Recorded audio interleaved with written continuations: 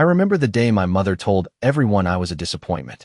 The words hung in the air, thick and suffocating. I was just standing there, watching the people around me, hearing her words like they were a public announcement, like they were meant to be a truth that everyone should believe. "She's just not cut out for anything," my mother said to my aunt, my uncle, and a few family friends gathered in our living room that evening. It was like she had rehearsed it, like it wasn't the first time she had said something like that, but that day felt different. I thought maybe, just maybe, it would be the last. But it wasn't. Not then. Not for a long time. I couldn't remember a time when my mother hadn't seen me as a disappointment. I didn't fit the mold she had set for me. I wasn't the straight A student she dreamed I'd be. I wasn't the perfect daughter she expected. I had tried to be, for so long. I spent years trying to prove to her that I wasn't a failure, that I could be something more than the quiet, awkward girl I was. But it was never enough. And hearing her say it again, so casually, in front of people, felt like the final nail in the coffin of the relationship I had with her. She never said it outright, but I knew she resented me for not turning out the way she imagined. And it hurt more than anything else ever could. But that night, something in me changed. I don't know if it was the way her words bounced off the walls, echoing, or if it was the way she didn't even notice the hurt she was causing. Maybe it was the way she just kept talking about how proud she was of my older brother and how he was going to be a lawyer, how he had it all together, while I just stood there, invisible in the corner. My father wasn't around to hear any of this. He had been gone for years, leaving me to deal with her sharp words alone. That's how I'd always been, alone. Alone in a house full of people who never saw me, who never really understood me. I spent so many years telling myself that it didn't matter, that I didn't need to be validated by them. But deep down, I knew the truth. It stung. It always had. I turned away from the conversation, excused myself, and retreated to my room. The world outside felt too loud, too harsh. I needed to be alone. But in that solitude, something clicked. I couldn't keep living my life for them.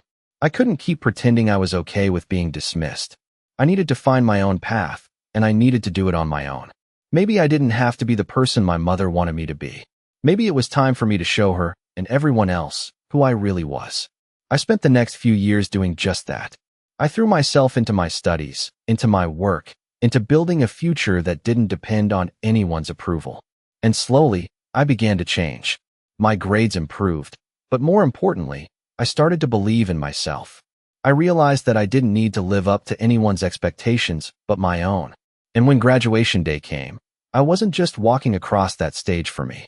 I was walking for every moment when I had been made to feel small, for every word that had tried to define me as a failure. That day wasn't just about the diploma in my hand. It was about the triumph of becoming someone who was worthy of her own love and respect, no matter what anyone else thought. The days following that conversation were the hardest I'd ever experienced. Every time I stepped into the house, I felt the weight of my mother's words hanging over me. It wasn't just the fact that she had said it. It was the way she had said it, as though it was the truth, as if everyone should just accept it. "She's just not cut out for anything." That sentence kept playing over and over in my head, like an endless loop. I couldn't escape it. I wasn't sure if it was the words that stung or the realization that my own mother believed them. I spent most of the following weeks avoiding my family, hiding away in my room or at work. I told myself it didn't matter, that I didn't need their approval, that I was strong enough to carry on without them. But the truth was, I wasn't sure who I was anymore. Who was I if not the person they expected me to be? I had spent so long trying to meet their expectations, trying to be what they wanted me to be, that I had lost sight of what I truly wanted. I had spent years in their shadows, trying to prove that I was worth something. But with every failure, every misstep, I felt myself fading further into the background. I wasn't special. I wasn't talented. I wasn't good enough. And when those words came from my mother, it confirmed everything I had always feared. It confirmed that I was nothing. I remember sitting in my room that night, staring out the window at the empty street. The silence in the house was deafening, and I felt more alone than I ever had before. But then something inside me clicked. It was like a switch had been flipped, and I realized that I didn't have to live like this anymore. I didn't have to let their opinions define me. I had spent my whole life trying to please them, trying to make them proud, but it was never enough. So why should I keep trying? Why should I continue to sacrifice my happiness for their approval? I didn't know them anything. I didn't owe anyone anything. And for the first time in my life, I allowed myself to believe that I was worthy of something more. I didn't need their validation. I didn't need to be perfect. All I needed was to be me. And with that thought, a sense of peace washed over me. It wasn't going to be easy, I knew that. But I was ready to make a change. I was ready to step out of their shadow and into my own light. I didn't have to follow their path. I didn't have to live up to their expectations. I could create my own future, one where I didn't have to be anyone's disappointment. I could be successful, not for them, but for me. I was done letting their doubts define my worth. It was time for me to take control of my life. I didn't know what the future held, but for the first time, I felt a spark of hope. I wasn't sure how I was going to do it, but I knew I would. I would prove them wrong, not for their sake, but for mine. I would show them that I was more than their expectations. I would show them that I was capable of greatness. I remember the first time I really felt it, the first time I knew deep down that I was finally breaking free. I was sitting at my kitchen table, staring at the pile of textbooks in front of me. They had been gathering dust for weeks, reminders of the life I had been living, the life that was slowly slipping away. I had always been the quiet one, the one who stayed in the background, content with being invisible.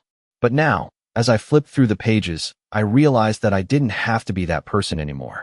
I didn't have to be the one who hid away, who let the world pass by without ever really living. For the first time in my life, I felt a surge of energy, a spark of hope. It was small, almost imperceptible, but it was there. I wasn't sure what it meant yet, but I knew I couldn't ignore it. I had spent so many years feeling like I wasn't good enough, like I was just going through the motions, trying to fit into a mold that wasn't meant for me. But that day, something changed. I had already made the decision to stop trying to please everyone else. I didn't need my parents' approval anymore.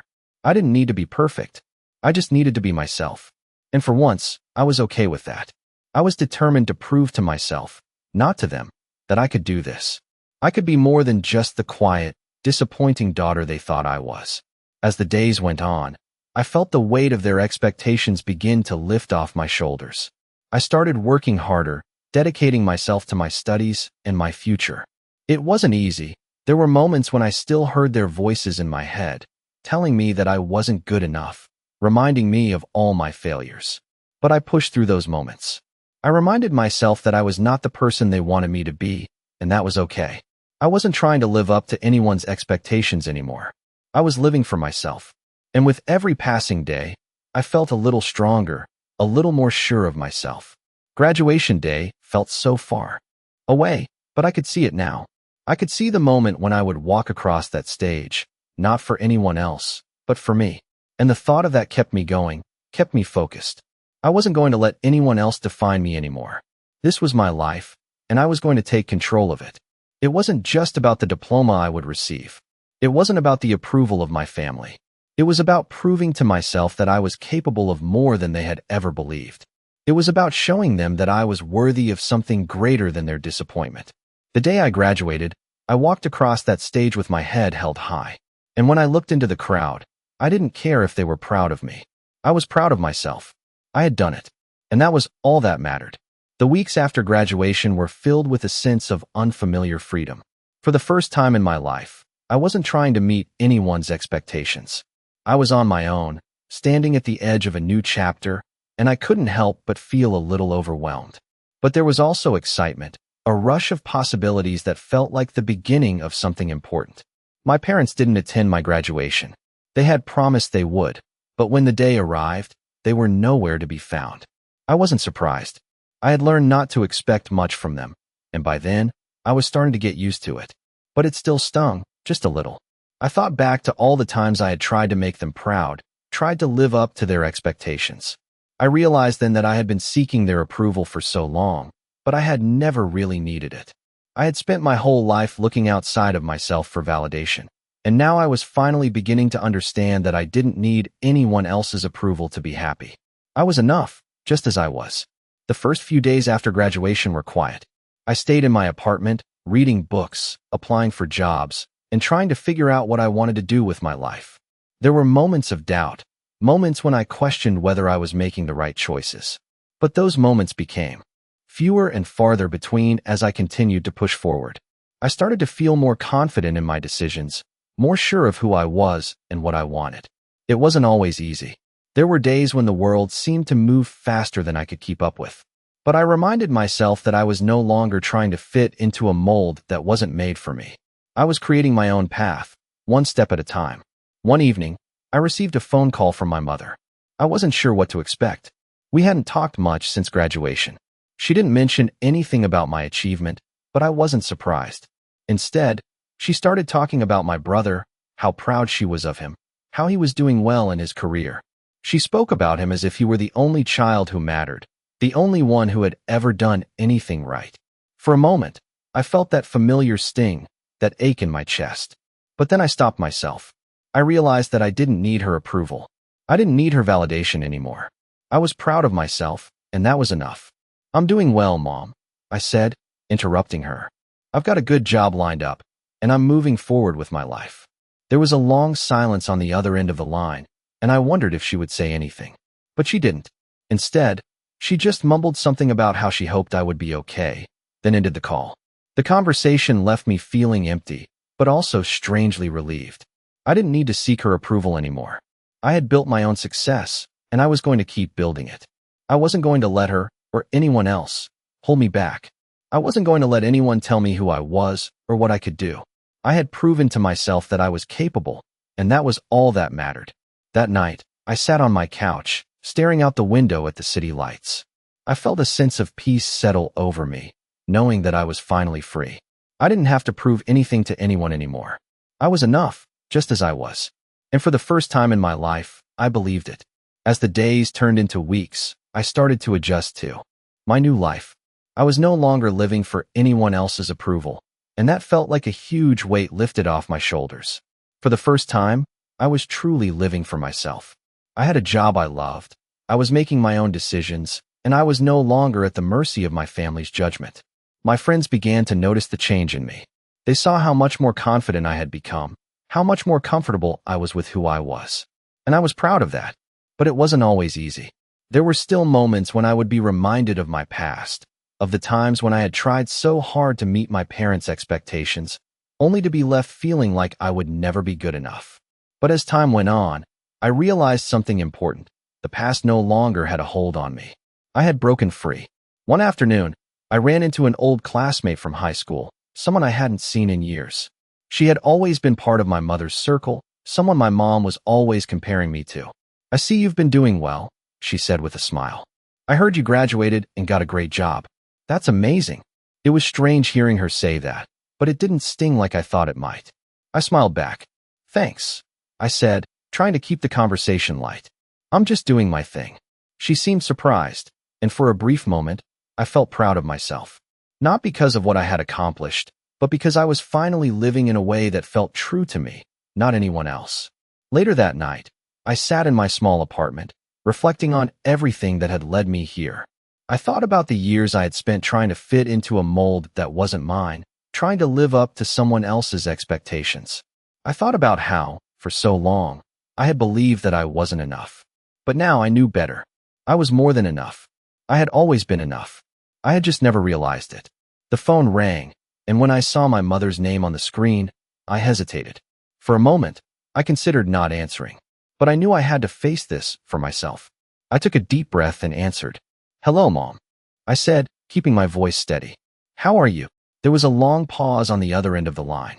"I'm fine," she finally said, her voice distant. "I just wanted to check in. I heard you've been doing well." "I'm glad to hear that." The words felt hollow, but I didn't let them affect me. "Thanks, Mom," I said. "I'm doing great." The conversation felt awkward, and I could tell she was searching for something to say, some way to bridge the gap that had formed between us over the years. But I wasn't interested in going back to the way things were. I had moved on. "I'm really busy right now, Mom," I added, "but I'll talk to you soon." I hung up before she could say anything else. For the first time, I didn't feel guilty for ending the conversation. I didn't feel the need to explain myself or try to make her happy. I was finally free from the need to please her, and it felt incredible. I sat back and looked around my apartment. It was small, but it was mine. Everything in it was a reflection of the person I had become, strong, independent, and unapologetically myself. I had come so far, and I knew this was only the beginning. The road ahead wasn't going to be easy. There would still be moments of doubt, moments when I wondered if I was doing the right thing. But I also knew that I was capable of handling whatever came my way. I had proven that to myself. And for the first time in my life, I truly believed in my own strength. It had been a few months since that phone call with my mother, and I was settling into a routine that felt normal, but in a way that was all my own. The weight I had carried for so long, of trying to live up to expectations, of constantly seeking approval, had slowly started to fade. I had begun to build my own life, one that didn't rely on anyone else's approval. But despite the changes in me, there were still moments when I felt the pull of my old life. I couldn't help it. There were times when the quiet of my apartment felt like an echo of all the years I had spent trying to prove myself to people who didn't care. Those moments, however fleeting, made me question whether I had truly moved on or if I was just pretending. But as soon as I felt that doubt creep in, I reminded myself of the progress I had made. I had a good job now, one that I was proud of. It wasn't glamorous, but it was mine, and it felt like I was building something real for the first time. I had my own space, my own independence, and most importantly, my own sense of peace. Still, the memories of my family lingered. I could still hear my mother's voice, her criticism and disappointment echoing in my head. But I had learned to silence it. I had learned that their words didn't define me. I had learned that I was the one who got to decide who I was. One afternoon, I was walking through the park when I saw someone I hadn't seen in a long time, my old high school friend, Sarah. We used to hang out in the cafeteria, talking about our dreams and what we wanted to do with our lives. I had always admired Sarah's confidence, how she never seemed to care what anyone thought. When I saw her, I couldn't help but smile.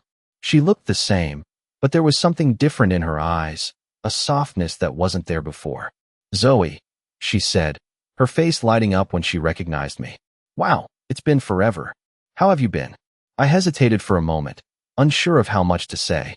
"I've been good," I said, forcing a smile. "Life's been a little crazy, but I'm doing all right." She raised an eyebrow. "You don't look like just all right. You look different." "In a good way." I laughed, feeling the weight of her words settle in my chest. "Yeah, I guess I am different," I said, surprised by how true that felt. She smiled, and we sat on a bench, catching up on old times. It felt strange, talking to someone who had known me before everything had changed. But as we talked, I realized how much I had grown since then. I wasn't the same person I had been in high school, and I was okay with that. When we said goodbye, I felt lighter, like a weight had been lifted from me. I didn't need to look back at my past anymore. The person I was now was enough. Later that week, I received a text from my mother. It was brief, just asking how I was doing. I stared at the message for a while, unsure of what to say. Part of me wanted to ignore it, to keep my distance, but another part of me wanted to try. For the first time in a long time, I felt like I had something to offer, something to give. I took a deep breath and replied, "I'm doing well, Mom. I'm working hard and really starting to feel like things are falling into place." There was a long pause before she responded. "I'm glad to hear that," she wrote. "I've been thinking about you a lot lately." It wasn't much, but it was something. A small step, maybe. And for the first time, I realized that I didn't need her approval to be happy. I didn't need her to tell me that I was worth something. I had already proven that to myself. The next day, I went to the library to work on a new project I had started, a personal blog about my experiences, my journey to self-acceptance. As I sat there, typing away on my laptop, I felt a sense of peace settle over me. I was doing what I loved, and for the first time, I wasn't doing it for anyone else. I was doing it for me, and that felt like enough. It had been a few months since that awkward text exchange with my mother, and things had started to settle into a new routine. My job was going well, and I had finally made the decision to move out of the small apartment I'd been renting for the last few years. It felt like another step forward, another sign that I was truly taking control of my life. I started looking for a new place, one that felt like it could be more than just a temporary space. I wanted something that reflected the person I had become, a person who was finally starting to feel at home in her own skin. One evening, I was browsing listings online when I got a call from my brother. We hadn't talked much since the day of my graduation, and I had to admit, a part of me felt nervous picking up. "Hey Zoe," he said, his voice warm. "How's everything going?" It was a simple question, but I could hear the genuine concern in his tone. "Things are going well," I replied, trying to sound casual. "I'm moving into a new place soon, trying to get everything figured out." There was a pause on the other end of the line, and for a moment, I wondered if he was going to ask about our parents.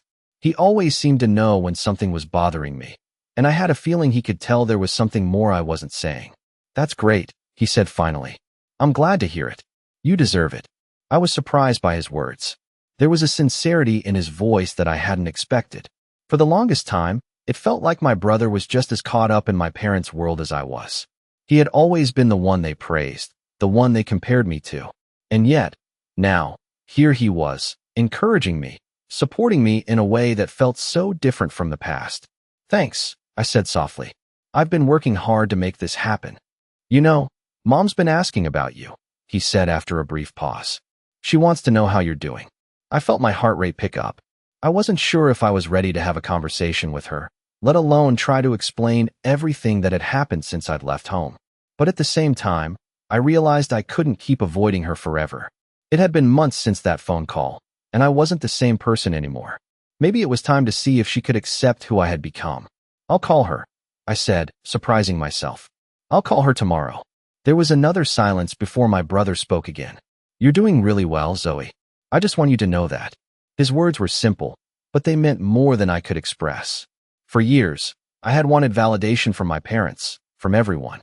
But hearing it from my brother, someone who had never truly seen me for who I was, felt like a milestone. "Thanks, Ethan," I said, my voice thick with emotion.